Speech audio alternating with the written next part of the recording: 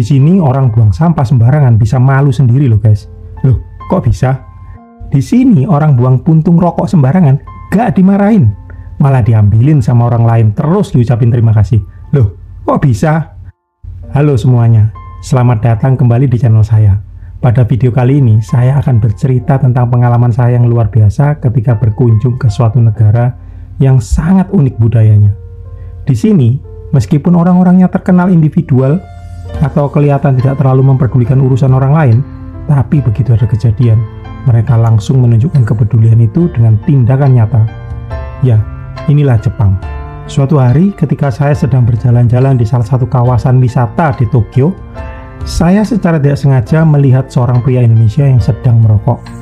Nah, ketika rokoknya habis, dia secara refleks menyentil puntung rokok tersebut ke jalanan. Dia lupa kalau dia lagi ada di Jepang. Dia pikir ini di Indonesia.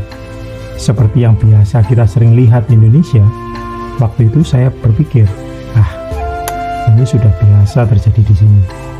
Tapi tiba-tiba ada yang membuat saya kaget. Saat itu ada orang Jepang yang lewat dan melihat kejadian itu. Dia langsung bereaksi dengan sangat berbeda. Pria Jepang itu langsung mendekati puntung rokok tersebut, mematikan apinya, mengambilnya, lalu dengan hati-hati membersihkan area aspal yang terkena puntung rokok. Lebih dari itu, dia bahkan membungkus puntung rokok tersebut dengan tisu dan membuangnya di tempat sampah. Saat itu saya benar-benar kaget melihat kesadaran dan tanggung jawab yang ia tunjukkan terhadap kebersihan lingkungan. Tidak hanya sampai di situ, pria Jepang itu kemudian mendekati saudara kita yang sedang merokok tadi dan ia menunduk, berterima kasih dengan penuh hormat, lalu berbicara dengan sopan.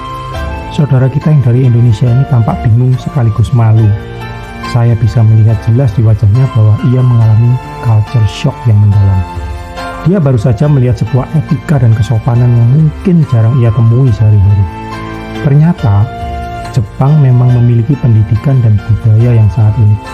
Setelah saya cari infonya, ternyata ada sebuah fakta menarik di Jepang, di mana hal ini diwariskan secara turun-temurun meskipun sudah hidup di era digital seperti saat ini.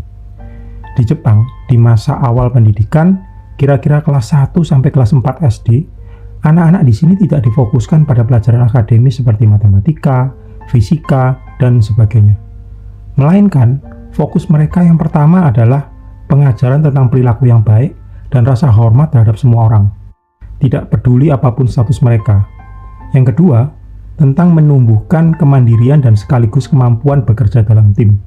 Misalnya tidak ada petugas kebersihan di sekolah, siswa berbagi tanggung jawab atas kebersihan.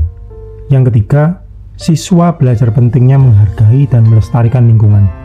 Yang keempat, pendidikan diusahakan benar-benar untuk ilmu pengetahuan, bukan untuk nilai.